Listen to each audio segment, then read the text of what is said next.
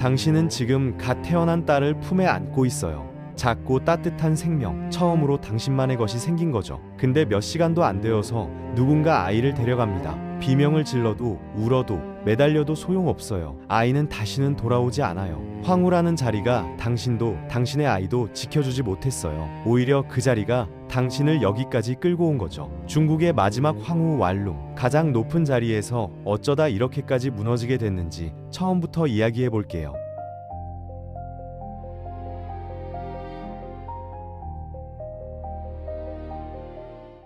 1906년 당신은 베이징의 부유한 만주족 귀족 가문에서 태어납니다. 아버지는 청나라 내무부 장관 출신의 엄청난 재산가예요. 대저택에서 하인들에게 둘러싸여 자라고 비단 옷을 입고 원하는 건 뭐든 가질 수 있는 환경이죠. 그리고 당신의 아버지는 당시 중국 귀족치고는 굉장히 개방적이라 당신을 텐진에 있는 미국 선교사 학교에 보냅니다. 1900년대 중국에서 여자아이를 서양식 학교에 보내는 게 얼마나 파격적인 일인지 상상이 가시나요? 당신은 거기서 영어를 배우고 피아노를 치고 엘리자베스라는 영어 이름까지 갖게 되죠. 15살의 당신은 또래 중국 소녀들과 완전히 달라요. 전족도 하지 않았고 글을 읽을 줄 알고 외국어까지 구사하는 신여성이거든요. 집안에서는 당신을 자랑스러워해요. 좋은 집안에 시집가서 행복하게 살게 될 거라고 생각하죠. 근데 운명은 전혀 다른 방향으로 흘러가요. 1912년 청나라가 무너지고 중화민국이 들어섭니다. 근데 이상한 일이 벌어져요. 황제가 쫓겨나지 않은 거예요. 나라는 망했는데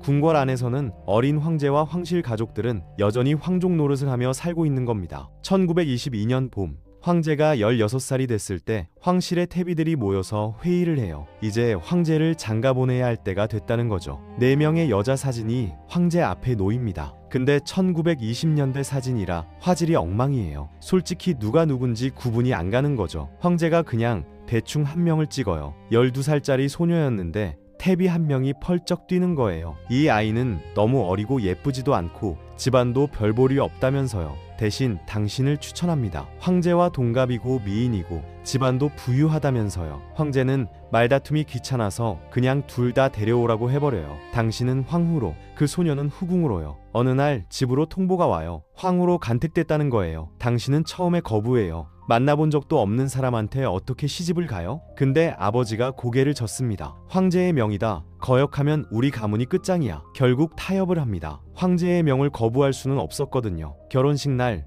붉은 비단으로 뒤덮인 가마에 실려 자금성으로 들어갑니다. 수천 명의 황관과 궁녀들이 절을 하고 황금빛 용포로 입은 남자가 당신을 맞이하죠. 화려해요. 처음엔 나쁘지 않아요. 황제가 가끔 당신의 공부를 방해하러 찾아오고 장난을 치고 전화를 걸어요. 둘이 자전거를 타고 궁궐을 돌아다니기도 하죠. 근데 뭔가 빠진 느낌이에요. 황제는 당신의 침소에서 밤을 보내는 일이 거의 없거든요. 결혼한 지 한 달이 지나도 2달이 지나도 당신에게는 아이가 생기지 않아요. 소문이 돌기 시작합니다. 황제한테 성적인 욕구가 없다는 거죠. 황후로서의 생활은 겉보기에는 화려합니다. 노비와 내시가 목욕부터 옷 입는 것까지 모두 대신해줄 정도로 극진한 대접을 받지만 실제로는 늘 혼자 식사하며 외로움에 시달려요. 거대한 식탁에 혼자 앉아서 12가지 요리를 바라보며 아무 말 없이 숟가락을 드는 거예요. 낮에는 같이 자전거도 타고 장난도 치지만 밤이 되면 각자의 궁으로 돌아가요. 부부인데 부부가 아닌 거죠. 1924년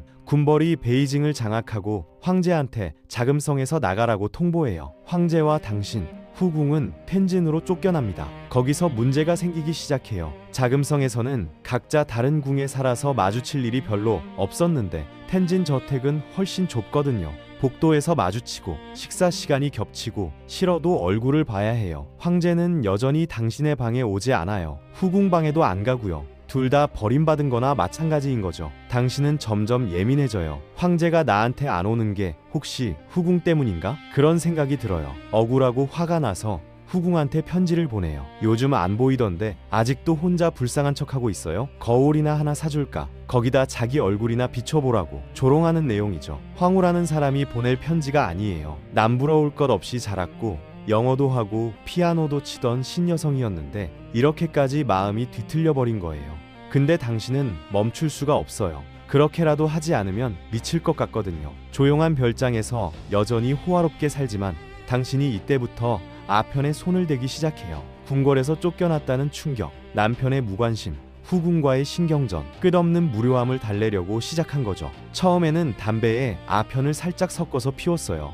두통이 사라지고 세상이 흐릿해지는 느낌이 좋았거든요. 1931년 후궁은 더 이상 못 참고 이혼을 요구해요. 후궁도 9년간 황제의 관심도 사랑도 받지 못한 채 공허하게 살았거든요. 근데 예상 못한 일이 생겨요. 후궁이 떠난 후 황제가 당신을 탓하기 시작해요. 네가 후궁을 괴롭혀서 쫓아낸 거야 라며 황제가 당신을 멀리하기 시작해요. 결국 왕래는 끊기고 당신은 버림받아요. 이때부터 당신은 감정 기복이 심해지고 어느 날은 웃다가 곧 울고 하인들한테 나랑 얘기 좀 해줘, 심심해서 미치겠어 라고 조르기도 해요. 복권을 사오라고 하인들을 여러 차례 내보내서 소문이 궁밖까지 퍼질 정도였죠.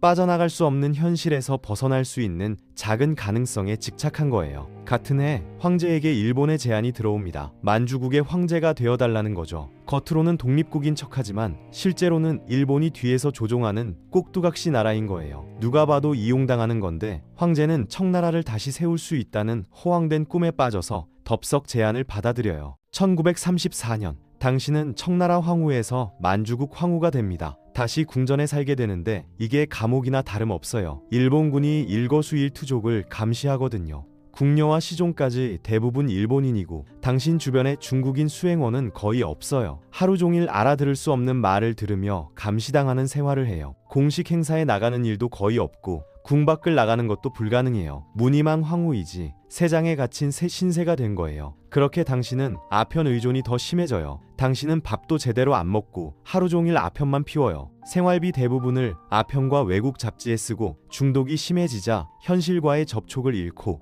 하루 대부분을 몽롱한 상태로 보내요. 일본인들의 감시와 고립에 견디지 못해 만주로 가는 사람을 붙잡고 애원하기도 해요. 제발 나를 데리고 도망가줘. 하지만 번번이 실패하고 절망에 빠져요. 1935년 황제가 일본을 방문해서 오랫동안 자리를 비워요. 당신은 외로움을 견디다 못해 황제의 측근과 비밀스러운 관계를 맺어요. 황제는 당신에게 마음이 없기 때문에 이 관계를 묵인해요. 근데 문제는 당신이 임신을 해버린 거예요. 황제는 분노해서 진짜로 당신을 버리고 떠나려 해요. 근데 일본군이 이걸 막아요. 이혼하면 일본인 아내를 맞이하라는 거죠. 결국 황제는 할 수 없이 이혼을 포기해요. 당신도 이 사실을 알게 돼요. 남편이 당신을 버리려 했다는 걸요. 그래도 당신은 아이를 포기하지 않아요. 이 아이를 인정해주세요. 아니면 궁 밖에서라도 키우게 해주세요. 애원하지만 황제는 아무 대답도 하지 않아요. 그 후로 당신은 황제를 보지 못하죠. 몇 달이 지나고 당신은 딸을 품에 안아요. 숨막히고 외로운 궁에서 작은 희망이 생기려는 순간 누군가 아이를 데려갑니다. 그리고 다시는 돌아오지 않아요. 황제가 부활을 시켜 아이를 빼앗아 간 거예요. 그리고 그 아이는 화로에 던져집니다. 황실 사람들은 당신에게 아이가 입양 보내졌다고 거짓말을 해요. 당신은 그 말을 믿고 어딘가에 살아있을 딸을 매일 그리워해요. 그런데 당신의 친오빠는 아이 양육비를 대신 전해줄게라며 당신에게 매달 돈을 받아가요. 결국 당신은 남편에게 버림받고 친오빠에게는 이용당하는 신세가 돼버린 거죠. 시간이 흐르고 당신은 딸에 대한 그리움으로 완전히 망가져요. 하루에 아편 2냥이 필요한 중증 중독자가 됩니다. 정신 건강도 급격히 나빠져서 씻지도 않고 옷도 제대로 입지 않아요. 약에 취한 상태로 현실 감각을 잃은 모습으로